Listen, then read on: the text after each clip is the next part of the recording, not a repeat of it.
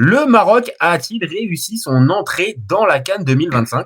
Et on va se poser la question ensemble si la victoire 2-0 est un trompe-l'œil. Alors, spontanément, pour toi, mon copain, qu'est-ce que tu partirais sur quoi? Sur déjà, est-ce que le Maroc a réussi son entrée dans la CAN 2025? Bah franchement, je te répondrais oui à la question parce que c'est gagner un match d'ouverture, c'est pas tout le monde qui l'a fait, encore moins en CAN. Et Mhm. gagner ton match 2-0 sur le papier, c'est beau. Il y a pas à dire, on peut pas dire que le Maroc n'a pas réussi son entrée dans cette CAN si on regarde le papier. Après, quand on creuse en profondeur, là c'est un peu, il y a quand même des choses à dire.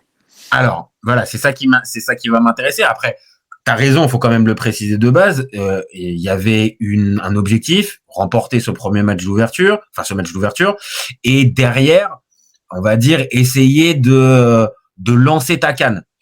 Est-ce que sur ça, tu as la sensation que ce 2-0, on va dire, te lance sur un truc positif, ou est-ce que toi, en tant que supporter marocain, tu as encore des doutes malgré ce 2-0? Alors franchement, le score, il nous dessert pas du tout, bien au contraire. Je pense que Mhm. le 2-0 c'est très bien payé et ça peut que nous donner du bon pour la suite, surtout avec les buteurs, Ouais. les deux joueurs qui ont marqué, du coup Brahim Diaz et El Kaabi, qu'ils étaient pas en confiance. Je Mhm. pense que les deux est marqué dans ce match-là hier contre les Comores, c'est vraiment quelque chose de bon. Et je l'avais dit en plus, j'avais dit que El Kaabi s'y marquait pendant le match d'ouverture, C'est ça vrai. promet quand même une bonne canne. Et là, on l'a vu hier, Rahimi il a commencé titulaire à ma grande surprise parce qu'on voyait tous El Kaabi commencer. Bah ouais. Et là, honnêtement, avec ce qu'il a apporté pendant 45 minutes et le but de Tariq qu'il nous a mis, si Ah ouais. Regragui il arrive à mettre autre chose que El Kaabi pour la suite de la compétition, là, je comprends rien. Bah, je suis d'accord avec toi. Parce que là où, on va dire, il y avait un peu une surprise quand on voit la compo, c'est de voir Raimi qui est en pointe. Alors après, c'est pas non plus complètement déconnant non plus, mais on va dire sur peut-être la forme du moment. Après, je sais pas, peut-être que Raimi était sur un gros rush depuis le début de saison, mais El Kaabi était quand même assez efficace du côté de l'Olympiakos. Et j'avoue que moi, je le voyais débuter. Donc là, dans cette histoire-là, tu as un Raimi qui, mine de rien, son penalty loupé, bah, faut le dire, ça va pas forcément l'aider pour la Ah suite de ouais. sa compétition. Mm. Par contre, de l'autre, tu l'as dit, El Kaabi, son but, mais en plus, la réalisation du but, c'est-à-dire que, franchement, il C'est, m'a fait, c'est... il m'a fait me lever, hein. Je suis pas Ah, moi supporter aussi, hein. marocain hier, mais hier, le geste, entre la passe et la réalisation, bon, bah, qu'est-ce que tu veux de mieux pour lancer ta canne, en fait? Tu peux, Nous, on tu le peux rien connaît. avoir de mieux. On le connaît, on sait que c'est un spécialiste dans le geste parce qu'il en a mis pas mal des retours acrobatiques comme ça. Mais le geste, comment il est accompli, en fait, faut être. Il y a que lui qui peut faire ça. Dans ce moment-là, tu as Mhm. besoin, voilà, d'ouvrir ton compteur dans ce tournoi et tu l'ouvres de la meilleure des manières en mettant un but comme ça. C'est incroyable. Et lui-même, je pense que le fait de mettre ce but-là de cette manière-là, ça peut que le mettre en confiance. Et là, franchement, je pense qu'il va quand même nous sortir une grosse canne. Bah, là, c'est évident, il part on va dire avec un avantage. Après, il a été se le chercher. L'autre joueur, évidemment, auquel on va penser, c'est même carrément l'homme du match. Brahim Et on Diaz. en avait parlé un petit peu pendant notre débat sur le Maroc. C'est Brahim Diaz. Et évidemment, Brahim Diaz, il y avait des interrogations avant le début de cette CAN. Alors, Ah je te dis oui, pas que, on va dire, tout clairement. est, tout est enlevé. Il y a encore des interrogations. Maintenant, sur le match, au-delà du but, ah, j'avoue, j'ai trouvé que c'était le joueur le plus remuant, celui qui faisait peut-être le plus de différence. Et je vais pas te dire que c'était le top player de cette équipe parce que je vois de la qualité un peu à droite à gauche, mais tu sens quand même qu'il va se positionner parmi les deux, trois joueurs majeurs de cette sélection. Je parle juste sur le terrain. Je parle pas en tant que Oui. leader. Je parle vraiment sur le terrain. Ouais, il va être le leader technique de cette sélection, hein, pour moi. Bah surtout que ce qui est vraiment bien avec lui, c'est que comme tu as dit, il y avait des grosses interrogations, que ce soit en club, mais surtout en sélection, où Mhm. voilà, on connaît le dossier Brahim Diaz, tout ce que ça a apporté, etc. Où il était vraiment positionné comme la tête de gondole de cette équipe-là, où il devait être vraiment le leader technique devant, et on l'a vu depuis qu'il joue avec nous. Brahim Diaz, c'était très moyen, voire décevant. On avait même Il y a même des gens qui pensaient, qui voulaient que Brahim Diaz ne commence pas titulaire à cette CAN en mettant Akromash. Ok. Et il a donné tort aux gens qui pensaient ça parce que honnêtement, hier il a fait un bon match. On va pas non plus dire que voilà c'était le MVP etc. Parce que moi personnellement je vois quelqu'un d'autre parce que quand même sa première mi-temps si on reste quand même assez réaliste malgré Ouais. qu'il provoque les deux penalties, Mhm. il provoque un penalty et demi on Un va dire penalty, il y en a un autre qui est checké, ouais. et bah il y a beaucoup de pertes de balles et c'est le gros problème de ce jour-là à certains moments, c'est qu'il y a il peut jouer plus simple en une ou deux touches de balle, mais il va toucher 3, 4, 5 fois le ballon et il ralentit beaucoup le jeu. Malgré que le jeu est passé beaucoup sur son côté avec Mazraoui, à certains moments, on sentait que c'était assez long. Quand il arrivait dans la surface, il voulait absolument dribbler alors il pouvait chercher d'autres solutions. Ça, je pense que ça a été le point noir qu'on peut relever de sa presta. De son match. Maintenant, à sa décharge, je trouve que quand tu joues face, bah, on va être clair, les Comores, comme beaucoup d'équipes qui vont peut-être affronter le Maroc pendant cette CAN, c'est une équipe qui est venue un peu avec le bloc bas. Et Ah ouais, dans bloc une bas. équipe bloc bas, je vais te dire, moi je le connais aussi un petit peu quand je l'ai vu au Milan. C'est un joueur qui, en fait, je trouve l'avantage de ce joueur, c'est-à-dire que c'est un joueur qui se décourage jamais.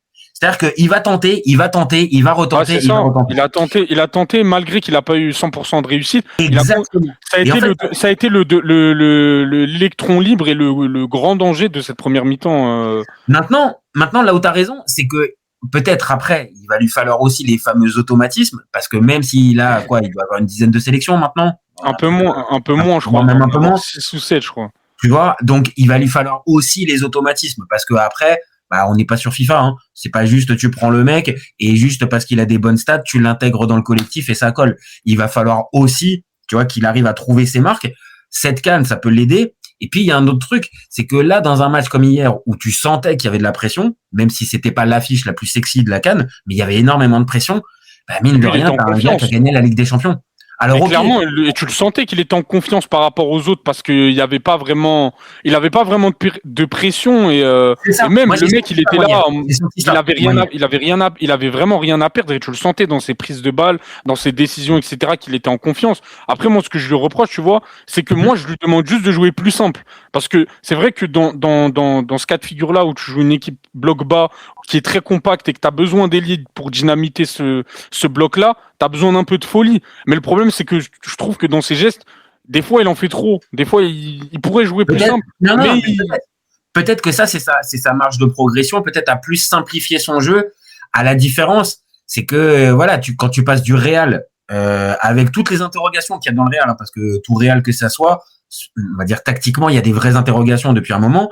Et là, tu arrives dans une équipe qui se connaît un peu plus, qui se connaît un peu plus. Maintenant, je te dis, tu es un peu intégré dedans et avec, bon, bah, maintenant, ça va être un peu à toi de de tirer nous vers le allumer haut. la lumière. Mm.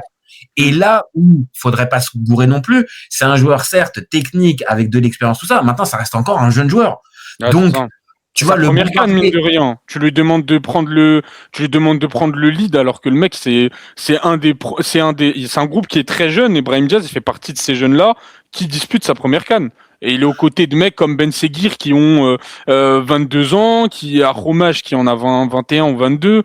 Mais il fait partie de ce bloc-là de joueurs qui commence sa première compétition continentale avec le Maroc. Maintenant, voilà, Brahim, je pense qu'on peut. Moi, sincèrement, j'avoue, je le mettais homme du match. T'as parlé un petit peu que toi, de ton côté, tu l'aurais pas forcément mis. On va y venir. Maintenant, pour terminer sur la prestation de Brahim, je pense qu'il y a aussi, je l'ai dit tout à l'heure, c'est un peu les automatismes que tu as avec.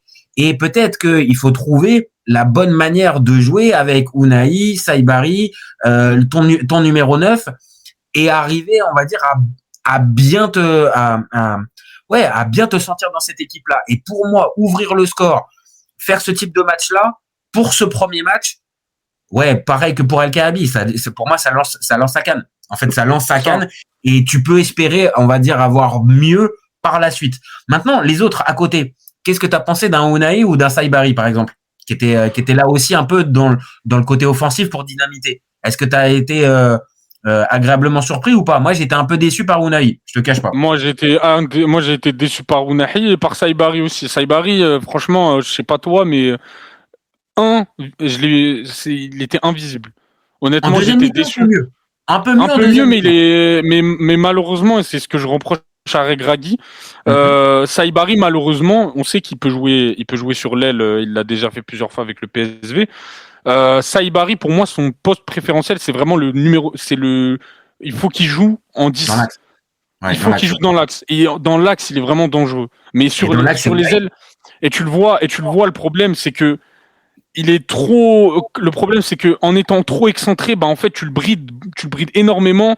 Tu sais très bien que c'est un joueur qui distribue beaucoup, qui est bon techniquement.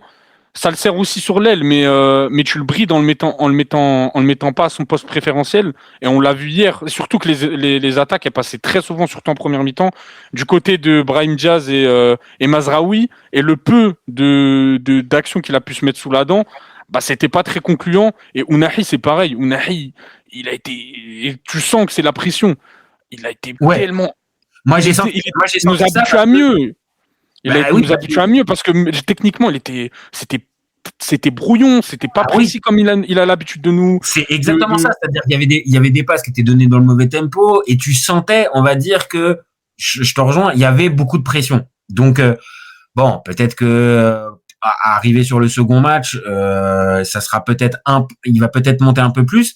Saïbari, je te rejoins, même si moi je le maîtrise pas autant dans le sens où son positionnement, je t'aurais pas dit instinctivement que c'était plus un joueur d'axe que de côté, mais oui sur le côté, je pense que tu perds un petit peu de ses qualités, on va dire de vista et tout ça. Maintenant, rappelle-moi, c'est qui fait la passe pour El Kaabi? C'est pas lui? C'est Salahaddin qui Ah, centre. ça, ah, oui, ok. Et même en vrai, Saibari, moi j'ai été étonné aussi de le voir titulaire après parce que le dernier match qu'il a joué avec nous, je crois, ou contre le Mozambique, il a été bon sur le côté. Mais moi je m'attendais à avoir un Abdé ou à la limite, même si c'est un peu tiré par les cheveux, un Ben Seguir qui Ouais. a qui nous a quand même montré des bonnes choses avec nous malgré son début de saison assez compliqué. Et voir Saibari et Rahimi alignés, ça m'a vraiment, pour moi, c'était les deux surprises de cette compo parce que le reste, on savait à quoi s'attendre. On savait qu'à gauche, à droite, ça allait être Brahim Diaz et l'interrogation, c'était le côté gauche et le numéro 9. Et quand j'ai vu la prestation de Saibari, je me suis dit, et la prestation surtout d'Abdé derrière, parce que Abdé, il est rentré et il a été Ouais. vraiment intéressant, il a proposé beaucoup de choses. Il était Je me remuant, dis, il était beaucoup plus remuant et j'avoue, on va dire que dans ce poste-là, il est peut-être plus adapté qu'un Saïbari où on a dit il a besoin peut-être de toucher plus le ballon, d'avoir peut-être un peu plus le jeu face à lui c'est et ça. moins sur un côté. Maintenant, Et le problème aussi, et je trouve que ça aurait été pertinent, même si Abdé, il est aussi hyper intéressant en sortie de banc. Mais je pense que, surtout au niveau au vu de la physionomie du match, je pense qu'un Abdé à gauche et un Brahim Diaz qui te sort un match comme ça, je pense qu'on aurait pété le bloc bien avant et que le score, il aurait été plus important. On aurait fait le break bien plus tôt et même on aurait même peut-être gagné 3-0 parce que on connaît tous la qualité technique d'Abdé. C'est un mec, il est virevoltant et c'est exactement le profil que tu as besoin pour dynamiter des blocs bas comme ça où c'est très très compact. C'est vraiment dommage de ne pas l'avoir fait jouer, en tout cas en l'ayant fait commencer. en l'ayant fait commencer. Maintenant, après, c'est ça aussi. Peut-être que sur sa compo de départ, Regragui, j'allais dire se trompe, mais oui, peut-être fait pas les bons choix. Par contre, il arrive, à mine de rien, à sortir Raimi et Ouais, faire rentrer il corrige le tir derrière, tu vois, c'est l'essentiel, tu vois. il C'est un corrige peu le mon tir. regret perso, c'est un peu mon regret perso, mais au vu des changements qu'il a opérés tout au long du match, on peut vraiment rien reprocher à Regragui sur ce match-là. Non, je pense que tu peux pas parce qu'en plus, il y a quand même bah voilà, il y a ce résultat derrière qui fait que, ok, on avait cette pression importante parce que c'était le match d'ouverture. Je te dis pas que pour le deuxième et le troisième match, il n'y en aura pas, mais la pression, elle sera moindre. C'est moins, bah oui, c'est moindre. Moi, c'est ma sensation. Je pense qu'elle Mm. sera moindre. Et vu que tu as déjà ces 3 points en poche, le Mali qui vient de faire match Ils nul viennent contre faire la match Zambie, nul, là, t'es quasi qualifié. Franchement, faut vraiment que tu fasses pas d'efforts pour même finir deuxième, faut vraiment qu'il y ait un accident de parcours. Et en plus, là, oui, on a vu le ça, niveau des deux équipes. Honnêtement, tu peux pas ne pas prendre 9 points dans ce groupe-là, c'est pas possible. ça paraît difficile que Le Maroc à domicile avec normalement, là, logiquement, le public avec, puisque tu viens de réussir ton entrée dans la compétition et derrière, t'as deux équipes qui sont à ta portée. Pour moi, oui, ça doit valider la première place, bam, avec 9 points. Clairement. Et t'arrives, on va dire, dans la deuxième phase avec une certaine confiance, une pression qui va forcément arriver, mais une certaine confiance. Donc, sur ça, ok, peut-être qu'il fait pas les bons choix dès le départ, Regragui, mais il les corrige. À l'arrivée, ça te fait ton 2-0. Maintenant, on va arriver un peu sur la question, sur on va dire le côté un peu plus négatif de ce 2-0, parce qu'il y a voilà, on vient de dire, c'est positif ta canne. Maintenant, moi, j'ai vu, et je pense que tu vas être d'accord, 1-0, le Maroc est dans une situation où ils savent pas trop s'il faut aller chercher le deuxième ou s'il faut contre. Et t'as une occasion XXL pour le gars des Comores. Désolé, j'ai plus son nom. Saïdi ou. C'est Saïd, je crois, Saïd. Et là, si t'as pas un Bounou qui te l'arrête du bout de la cuisse, un arrêt XXL, le match là, il est plus pareil. Elle peut vraiment mal tourner. Hein. Ouais, et on connaît le Maroc et sa gestion de la pression. Je connais cette équipe comme ma poche. Je sais très bien qu'à 1-1, on aurait reculé. Et ils auraient vraiment été dangereux parce que le Maroc ne sait pas jouer avec la peur. À partir du moment où on sort de cette zone de confort-là, c'est compliqué. Et aussi, tu vois, cette action, je la dédie en partie aussi à notre milieu de terrain qui, en plus, on a parlé d'Ounahi, a été très en dessous de ce qu'il propose d'habitude, parce que c'est ce que j'avais vendu pendant notre précédent débat. Je t'avais dit que notre milieu de terrain, ça allait être notre force brute de cette équipe-là. Et ben là, pour le coup, on a eu 2 joueurs sur les 3 qui ont été, mais pas bons. On a eu et on n'a pas parlé d'El Ainaoui. Pour moi, est homme du match. El Ainaoui, ce mec-là, techniquement, c'est incroyable. Vraiment, c'est-à-dire que c'est lui qui t'a un peu fluidifié et rendu le jeu un peu plus fluide, malgré, on vient de dire, Amrabat. Amrabat, c'était très compliqué. Hein. Ounahi, il y a eu les jambes qui ont tremblé un peu. Saïbari, qui est pas forcément positionné à son meilleur poste. Et t'as un El Ainaoui qui, je suis d'accord avec toi, on va dire dans son attitude et dans sa manière de proposer toujours. Même, c'est plein de confiance. C'est le mec qui pue la confiance, alors que c'est même techniquement, c'est vraiment juste, tu vois. Et c'est un mec, je le rappelle, qui nous a rejoint il y a même pas 2 mois et qui joue sa première CAN. Alors que le mec, il a été plus serein que des mecs qui étaient là en Côte d'Ivoire. C'est ça ce qui est déroutant, tu vois. Le bonhomme, il est là, il a assuré au mitard, tu peux vraiment rien lui reprocher. Ça, c'est plutôt un truc positif, et on va dire une garantie un petit peu. On va dire sur la suite de la compétition, tu sais qu'il y a un gars, normalement, après, il faudra voir la suite des matchs, mais sur lequel tu peux t'appuyer et qui peut, je te dis pas qu'il est forcément ultra polyvalent, mais il est capable d'occuper pas mal de postes dans le milieu de terrain, et on va dire pendant une période, il peut même dépanner sur un côté. Donc vraiment, c'est un joueur important. Maintenant, évidemment, si ton meilleur joueur du milieu, il est déjà pas dans la partie défensive, il va falloir forcément que tu aies un bloc défensif solide. Et c'est là peut-être la question. C'est là le gros problème du Maroc. Ouais, parce qu'on n'en a pas parlé, mais t'as un Saïs. Bon, on va être clair, on en a parlé juste avant, nous en off. Mais Saïs, c'est quasiment fini la CAN. C'est sûr même, c'est officiel. Il est out pour la CAN, et Aguerd, il est out pour les 2 prochains matchs contre le Mali et contre la Zambie. Donc tu vas devoir bricoler avec ce que tu as sur ton banc, avec les choix que tu as décidé de faire.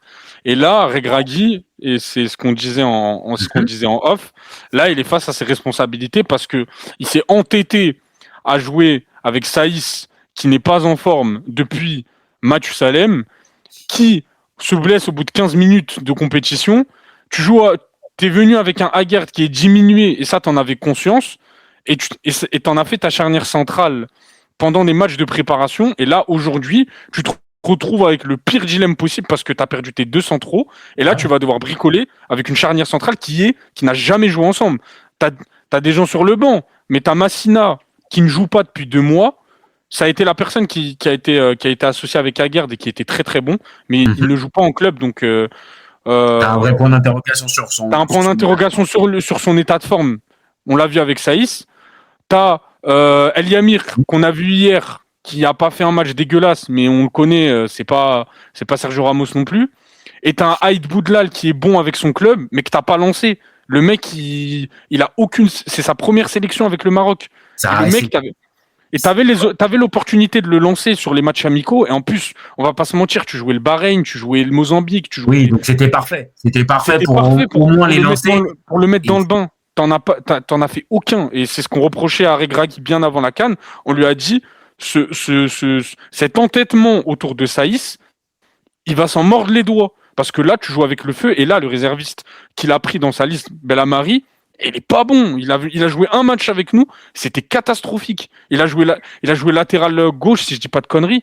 Mais le mec, c'était une catastrophe. Ben, ça va être là, en fait. Ça va être là que va être la vraie interrogation. Parce que on vient de le dire, offensivement et au milieu, ok, t'as des joueurs qui ont peut-être un peu sous-performé, ou qui étaient peut-être pas dans la meilleure forme pour ce match-là. Mais on l'a dit, t'as quand même un minimum de garantie avec ces mecs-là que peut-être ça va monter en pression. Maintenant, là, ce qu'on vient de dire, entre Saïs qui est out jusqu'à la fin de la CAN, Aguerd qui est pas là jusqu'à la fin du premier tour, plus la qualité des remplaçants avec certains qui jouent pas ou peu, ou d'autres qui sont pas non plus des top players, évidemment que là, ton axe ton milieu défensif va devenir sacrément important parce que là, pour solidifier un tout petit peu ton jeu, si t'as un Amrabat, comme on a vu hier, qui est très nerveux, qui peut partir, qui peut, avec un autre arbitre, peut prendre un carton rouge pendant le match, là, vraiment, ça va être la vraie interrogation. Et sur ce que j'ai vu hier, ok, les Comores, ils ont eu une grosse occasion, mais derrière, bon, ça a été quand même bien géré. Attention, face à d'autres sélections, où là, on fera pas les erreurs comme ça, tu pourras pas en faire. Et en plus de ça, le pire, il va pas faire des miracles à chaque match, comme là, il t'en a fait un hier. Hier, il te le fait, et tant mieux. Moi, je vais te dire, c'est limite, peut-être lui, peut-être, même si c'est difficile, mais il peut être mis aussi en homme du match, pour moi, parce que, mine de rien, sa parade, elle est importante, mais il y a pas assez. C'est ça le problème. Il a eu qu'une occasion. Il a eu une intervention à faire, il l'a faite, ça a changé l'issue du match. Ça, on peut pas lui enlever. Tu vois, on suit le foot depuis assez longtemps. Avoir un arrêt à faire, mais le réussir, bon moment, c'est quasiment du même niveau que quand t'es gardien et que t'es pilonné et que l'équipe en face, elle est plus forte et que tu fais 4-5 arrêts. Là, t'en as qu'un seul et on l'a bien vu. Hein. C'était à un moment donné où en plus le Maroc venait de marquer. Donc logiquement, normalement, on va dire là, c'était bon. Le Maroc avait forcé le verrou. Et il arrive à te faire l'arrêt. Donc, pour moi, ça, c'est aussi un signe positif. C'est-à-dire que tu as un vrai gardien sur lequel tu peux compter. Maintenant, là, défensivement, il va falloir trouver une solution. Pour toi, il va faire quoi? Il va mettre Massina avec El Yamik ou est-ce qu'il va tenter Aïd Boudlal? Franchement, je le vois très très mal tenter Aïd Boudlal. Hein. Franchement, déjà qu'à la base, moi déjà, j'avais déjà émis des réserves sur cette défense Saïs Aguerd. Là, on est un peu dans l'impasse. Honnêtement, moi, je vois El Yamir, Massina dans cette charnière centrale. Après, tu vois, pour aller dans leur sens, on joue le Mali et la Zambie. C'est pas non plus des foudres de guerre, même si tu vois, ça reste quand même un peu plus intéressant que les Comores offensivement, en tout cas de ce qu'ils ont proposé hier. Mais moi, je prie vraiment pour que Aguerd il soit rétabli totalement pour les huitièmes de finale, parce qu'à partir de là, tu vas commencer à jouer des grosses équipes. J'ai vu les équipes sur lesquelles on peut tomber. Franchement, j'ai pas envie de les jouer avec Massina et El Yamir en défenseur central. Hein. Même si tu me fais revenir Hakimi, je suis pas serein. Bah oui, parce qu'attention, là on n'en a pas parlé, mais il y a aussi ce retour-là. Alors après, est-ce que ça sera normalement, je pense logiquement peut-être pour le prochain match. Je dis pas titulaire, mais en tout cas peut-être le faire rentrer. Ouais, il va le faire jouer 10-15 minutes histoire de le mettre en. Voilà, c'est ça. Pour l'avoir. Donc ça peut être aussi. Alors, certes, il est arrière droit, mais c'est pas lui réellement qui va te solidifier la défense. Lui, son rôle, il va être aussi un petit peu différent. Maintenant, ça peut aussi te rajouter un peu de confiance. Mine de rien, d'avoir ton top player, ton joueur majeur qui revient dans l'équipe, ça peut donner un supplément d'âme à ta défense. Mais on l'a dit, il va falloir forcément élever le niveau parce que en face, oui, il va y avoir plus de qualité. Bon, par contre, seule chose, si Aguerd y revient, faut pas lui faire tirer les coups francs. Qu'est-ce qu'il a je, je l'attendais celle-là. Je sais. C'est quoi? Même les coups francs en général, hein. C'est même pas que celui d'Aguerd, hein. Mais c'est une catastrophe. Parce que notre tireur de coups francs, c'est Hakimi. Mais Ah oui. t'as de la qualité, mais c'est catastrophique les combinaisons qu'il propose sur. Parce qu'il y en a, il y avait des situations hier, hein. Ah oui, mais il y en avait deux ou trois. Il y en avait deux ou trois en plus de celui d'Aguerd où ça pouvait déboucher sur une situation intéressante. Mais les combinaisons, c'est une catastrophe ce qui a été fait. Ouais. Entre Brahim Diaz, Saïbari, t'as de la qualité en plus, hein, franchement. Ouais. Même, en soi, même. Genre, c'est à toi? Non, bah vas-y, je te le laisse. Non, bah vas-y, finalement. Non, mais ça tentait des combinaisons où ça faisait une passe, après ça voulait tirer, ça finissait dans le mur ou ça finissait dans les gradins. Mais c'est une catastrophe. Dans le foot de 2025, un coup de pied arrêté situé, on va dire à la 25 mètres des buts, c'est une occasion de but. Bah oui. Donc après, faut pas faire des combinaisons cheloues. Tu l'as dit, ton meilleur tireur, il est pas là. Mais t'as de la qualité. T'as de la qualité. Brahim Diaz, il peut les tirer. Saïbari, il a un bon pied. Je vois pas pourquoi tu veux faire des combinaisons, que ce soit Aguerd qui tire. Aguerd. Ah ouais. Et encore, à la limite, tu vois, si Aguerd, mais si Aguerd, on en a vu des défenseurs dans le foot qui avaient une bonne patte et qui tiraient bien les coups francs. Et là, Aguerd, ce qu'il a envoyé un parpaing sur Uranus. C'est pas possible. C'est pas possible. C'est pour ça que j'étais obligé de te faire la. Mais j'étais choqué parce que de tête, je ne me souviens pas avoir vu Aguerd tirer un seul coup franc dans un match. Je comprends pas. C'est pour ça. Donc maintenant, pour terminer un petit peu notre débat, est-ce que pour toi, la victoire 2-0, avec ce qu'on vient de dire, avec peut-être les limites à certains endroits et les points positifs, est-ce que c'est un trompe-l'œil, comme on dit dans notre débat, ou est-ce que c'est un peu trop fort et pour toi, c'est juste un 2-0 bien payé? Non, je dirais franchement, avec tout ce qu'on a exposé, je dirais ni que c'est un trompe-l'œil, ni que c'est bien payé, tu vois. Je vais rester vraiment pragmatique et tu vois, je vais pas faire l'erreur de m'enflammer avec cette équipe. Je pense qu'on s'est assez, on s'est pris assez de désillusions pour s'enflammer pour un 2-0. Le résultat, il reflète un peu la physionomie du match parce que clairement c'était un match à sens unique, ça, il y a pas de débat là-dessus. Bah, mais tu regardes les stats, ils ont tiré une fois ou deux, je crois, les Comores. Ils ont fait 4 tirs. Les Comores. Donc bon, on n'est pas sur. C'est vraiment un match à sens unique, tu vois. 70% à 30% de possession.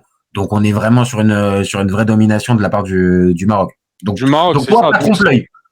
Pas trompe-l'œil, mais je m'enflammerai pas non plus sur le résultat, tu vois. Je vais rester calme et surtout au vu des joueurs qu'on perd dans la rencontre. Malgré les adversaires qu'on affronte là pour le reste de la phase de poule, je vais vraiment pas dire voilà on est les meilleurs du groupe, etc. Oui, sur le papier on reste quand même meilleur malgré les blessés qu'on a, mais on va pas non plus on va pas non plus vendre la peau de l'ours avant de l'avoir mangé, tué, dépecé et toutes les conneries qui arrivent avec, parce qu'on connaît bien le Maroc, on sait comment ça se passe. Non, t'as raison. Donc en gros, pour conclure notre débat, la victoire, elle est normale sur l'ensemble du match. On vient de le dire, il y avait quand même une vraie volonté de la part du Maroc d'aller le gagner. Ils se sortent du piège avec la fameuse occasion à 1-0 où Bounou fait l'arrêt. Derrière, t'as le LK Bichot avec la magnifique retournée. Et petite cerise sur le gâteau, ça c'est aujourd'hui, le Mali qui fait le match nul face à la Zambie. Bon, ça te laisse un espèce de boulevard derrière pour continuer de monter en puissance. Mais je pense que ça va être un peu le mot de la fin. On attend plus, et je pense que les supporters marocains attendent plus du Maroc. C'est pour ça qu'il y a eu les sifflets, je pense, à la mi-temps, qui étaient on va être clair. C'est pas justifié, franchement, c'était dur. Certes, la mi-temps, voilà, c'était lent, etc.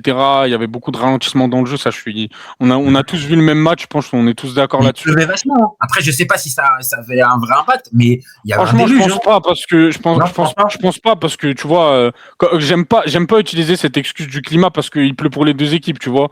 Non, donc, bien sûr. Sauf que c'est plus difficile pour l'équipe quand il y a un déluge comme ça. C'est plus difficile pour l'équipe qui va tenter offensivement plutôt que l'équipe qui reste en bloc derrière. Tu vois ce que je veux dire? C'est-à-dire que à un moment donné, quand il faut courir, faut essayer de déstabiliser ton adversaire, le dribbler et tout ça, c'est plus difficile. Ça complique un peu le jeu, ça, je suis d'accord avec toi, mais même ça, tu vois, on peut même pas l'utiliser comme circonstance atténuante en disant bah peut-être que c'est un peu pour ça aussi que les performances elles étaient un peu en dessous, mais ouais, les sifflets franchement pas mérité. Je pense aussi que tu vois le fait qu'il y ait eu voilà toutes les sorties médiatiques autour du match, Regragui qui dit que voilà c'est de la bonne pression, etc. Je pense que les supporters aussi ils ont vraiment mis la barre haute en termes d'attente.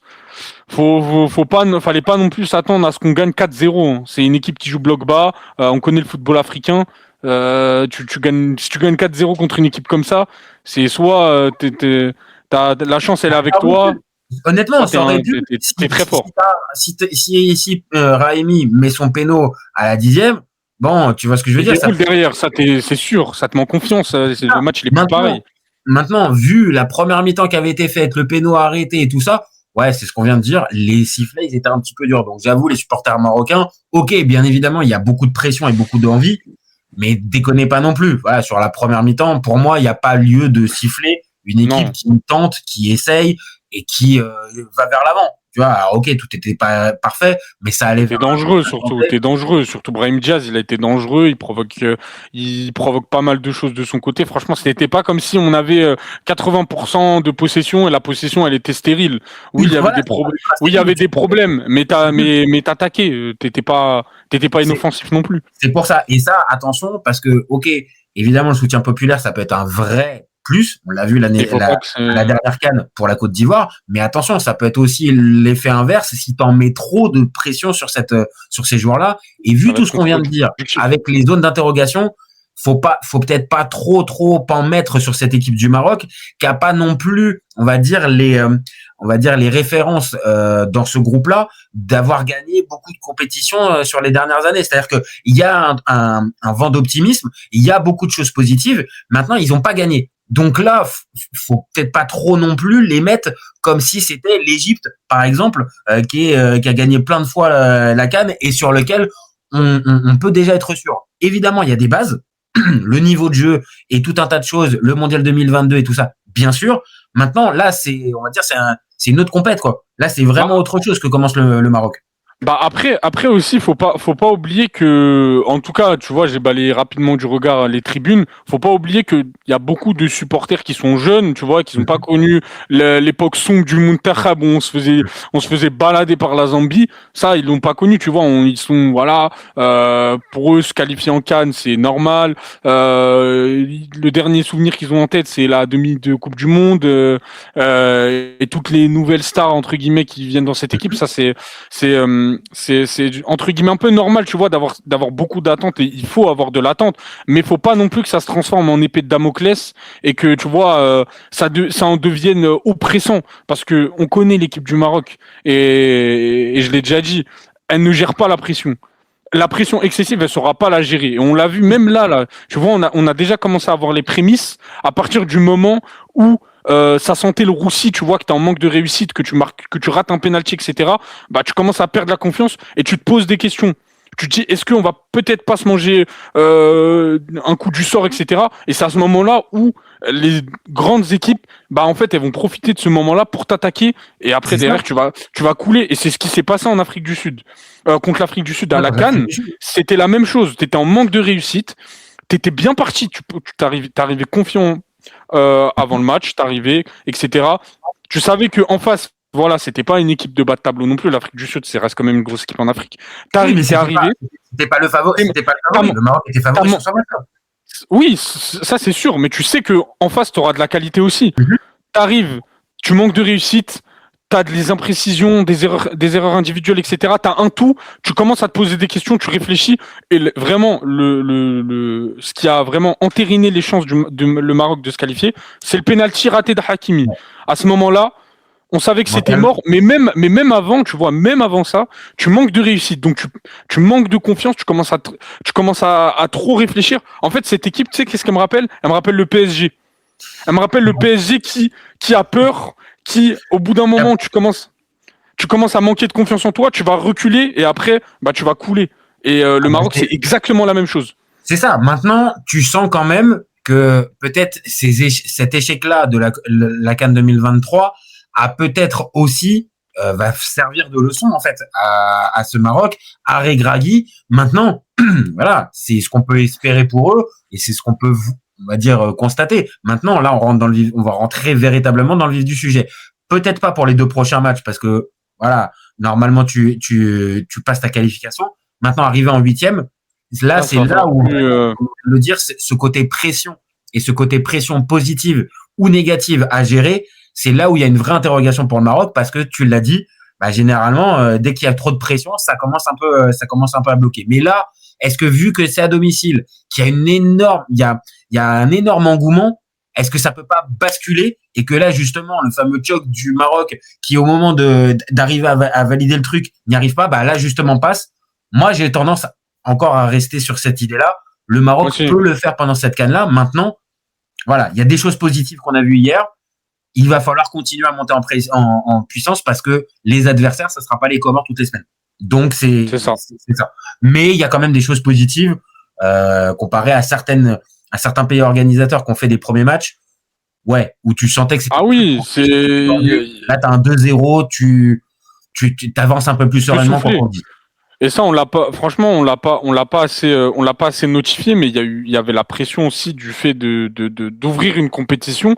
C'est jamais évident. On l'a vu même que ce soit à la CAN, que ce soit à la Coupe du Monde, que ce soit à l'Euro. C'est jamais évident d'être pays organisateur, d'être un peu la tête la tête à abattre. Oui. Et en plus de ça, commencer une compétition avec cette pression-là, c'est très compliqué. On l'a vu, il y a des pays qui n'ont pas gagné leur match d'ouverture et gagner 2-0, tu vois, un match d'ouverture, c'est quand même un bon point, tu vois. C'est un bon point et dans ce système-là, ça te qualifie quasiment pour le second tour. Alors évidemment, l'objectif du Maroc, c'est de finir premier, mais quasiment là, avec 3 points dans une compétition où le meilleur troisième. Bah ouais. Vas-y, c'est bon. En gros, ça y est, t'as quasiment acté ton billet pour les 8e. Maintenant, voilà, faut juste faire les choses correctement, comme tu l'as dit. Je pense que 3 victoires, ça paraît être le strict minimum pour le Maroc. Et derrière, bah, tu prendras peut-être un peu plus de confiance. Mais en tout cas, on l'a dit, il y a des choses positives, on a vu des trucs positifs, mais attention à la défense. Et ouais. C'est ça. Toi, tu restes sur, tu penses que ça va être Massina qui va accompagner Ali Hamik? Franchement, je serais agréablement surpris de voir Aït Boudlal aligné, en tout cas contre le Mali. Peut-être que contre la Zambie, je pense qu'il fera tourner et qu'il donnera un peu de temps de jeu à Aït Boudlal. Mais en tout cas, le match du Mali, où je pense que sur le papier, ça reste quand même le match le plus compliqué des deux. Je pense qu'on va partir sur une charnière El Yamik Massina. Bon, eh ben écoute, on verra bien ce que ça nous donnera. En tout cas, nous, on confirme que le Maroc a réussi son entrée. C'est pas un trompe-l'œil, mais il va falloir accentuer un petit peu le niveau, surtout du milieu de terrain. Voilà. Ami du milieu de terrain, il va falloir faire un peu plus. Et Regragui, faire peut-être les bons choix dès le début du match. Voilà. Ouais. Voilà mon copain. Ok. Eh ben merci.